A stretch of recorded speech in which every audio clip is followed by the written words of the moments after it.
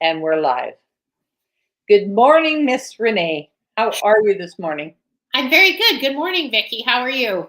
I'm good, thank you very much. I'm really grateful for this little bit cloudy day that we're having. I like it. We have a little bit of cloud here and some breeze, so hopefully we can maybe get some rain so we can put out some fires. Yeah, wouldn't that be nice? Yeah, I agree.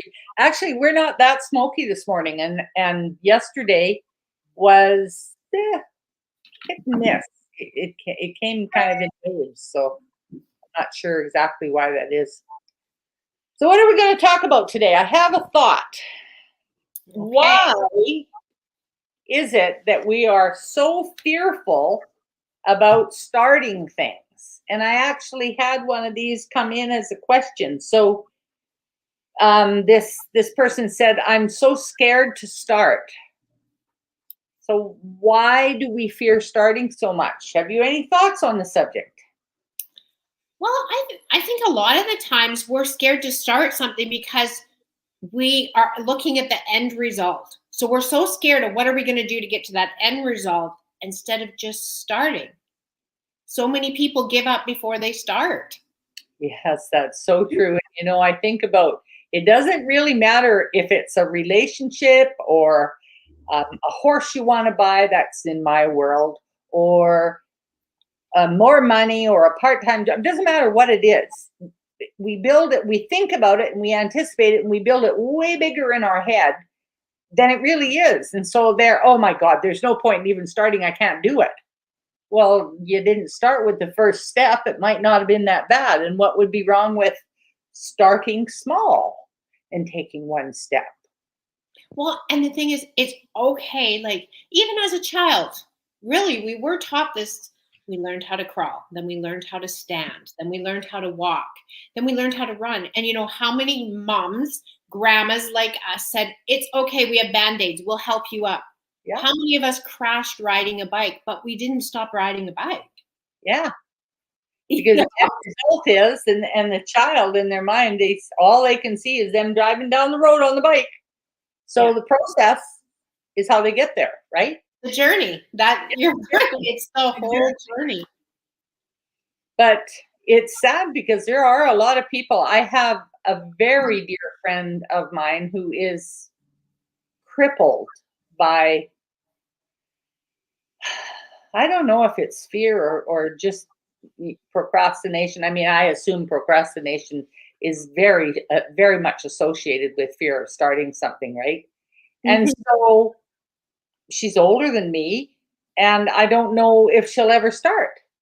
There's always a really valid reason, but it gets bigger in her head year after year after year. And I don't know what does it take to face your fears? Like, yeah, I don't know. What I guess. I think really it is, where is your mindset? We hear that all the time, is where's your mindset?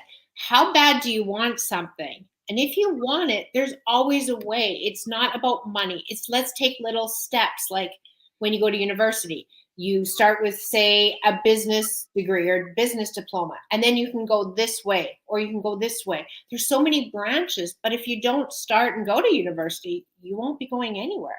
That's true. Yeah. And then when you get out, if you don't pick one and try it, you're still in the same place, right? Like, You are, yes. yeah. Well, I have a little story about my fear, and I know it's crazy and I giggle about it. And I actually laugh at myself about it. When I was almost 51 years old, my husband and I bought a house with a pool. I have never learned how to swim, and I have a huge fear of water. Oh my God. So, because we bought a house with a pool and we have grandbabies, and we knew there'd be more coming along, and my husband said, "What are you going to do with the grandbabies if something happened to them?" And I'm like, So he taught me how to dog paddle, and he would add that little bit, your life insurance is paid up and everything. I did feel safe with them, or I do feel safe with them. So he taught me how to swim so I could actually swim in our pool. And then when I turned 54, we went away to Jamaica, and he wanted to go diving. And he's like, okay, I signed us both up for going diving. And I went, you have to be kidding. Like, if you think I'm going in the ocean without a life jacket, I'm not going. So I tried to do the training. He passed. I did not. I failed because I had panic attacks before I even got in the water. And then I saw him come back and forth from diving. And the diving instructor said to him, you're right. Your wife is not a diver. She can't do this. You can have your money back. And I'm thinking, no way. I want to do it. And if he doesn't get his money back, too bad. But he's making me do it, and now I want to do it. So I said, how much time? So I had 2 days until our end of our vacation. So part of the testing when you're in the water is they take your mask off when you're 20 feet deep. You have to put it back on, hold here, and blow out the air without opening your eyes underwater. So that's a big thing. Change your respirator with your instructors, and you're 20 feet deep. And I'm like, come on, we're going to the pool. So I sat in the pool, held his feet, taken off my mask, put it back on, cough and choke and sputter. All of a sudden, the diving instructor came. I only practiced for an hour and a half. And he's like, we're going now. You got to get on that dive boat. And I'm like, okay. Of course, I get on there. It happens to be the rough day. Oh my God. So I'm going to do this. The only thing is I'm either going to live or I'm going to die. Right? Either way. Yeah. But I'll never know if I don't try. Probably maybe not the easiest way to challenge, but okay. Oh. So the diving instructor let me get off the boat first. There's like 20 some people on the boat going, come on, you can do it. It's your first time. Everybody's scared their first time.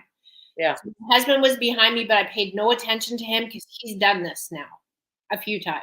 So I held on to the instructor, let the air out of my vest, sank under the water. You want to know something? I went a 20-foot dive. I took my mask off. I changed my respirator under there. Then I came back up. I did a 50-foot dive. I'm addicted. I've only done a few dives. I want to do more. And the scenery and the beauty was so gorgeous. I never would have saw it if I didn't take the journey. I know that's crazy, but I was on the boat yesterday with the grandchildren. I still wear a life jacket to be safe, but I'm not scared. So now they're enjoying their grandma in the water. Yeah, exactly. That's awesome. And I have to give you credit because I think I'm pretty brave on certain things. There's not one hope in hell that I would even go there. No, nope. And I got to face my fear in different places because that's never going to be one of them.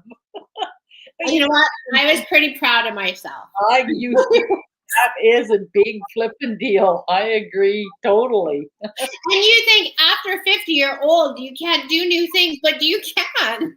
Oh, you can. And I might want to make a comment about being just a touch on the stubborn side because you had, I can't do this and I'm not going to do this until somebody said you couldn't. I know. And that's the whole thing is you're right. When you say people just need to start something if they want to change. It's not about the end result. Really, it's about the journey. Yeah. I think a person needs to keep the end result in mind. And if that's nothing more than was the end result really diving or was it facing your fear? Either way, it's a good one, right? It probably was just facing my fear. But, it's like jumping out of a plane. That's never going to happen either, ever. Oh, God. I get to gull rank, though, at the age of 70. So, I don't really care. But you've done a lot of things like, being a barrel racer and everything. Holy, I couldn't jump on a horse and start racing around. Like, I might fall. Okay. Yeah, good point. Yeah, that's very true. So, anything else that we can add to this? Start small and grow. Yes, one foot after the other. Don't wait for money. Oh, that's another thing. How often have you heard people say, I haven't got the money? But yet they'll find the money for other things. So, or they will do what we give attention to that which is important to us, right? We do. Yeah. It's amazing how, some people say, I'd like to start a business, and maybe this business just costs you, a few $100s a month. Yeah. But how many people do you know, and I know quite a few people with COVID, that ordered pizza or ordered food for a couple $100s a month? Yeah. And while they were sitting at home, they could have started a business. Yeah, exactly. Yeah. No, that's very true. Anyway, so much. So I hope that we answered your question just a little bit about being afraid to start and feeling like you can't do things because you don't have the money, you don't have the expertise, you don't have the courage, you don't, whatever your case may be. Right? Little steps, move forward. Don't sit where you are. You're going to be in the same place next year. Exactly. So that's it for this week, everybody. Keep your questions coming. We enjoy them. Thank you. Thanks. Have a great day. You too. Bye-bye.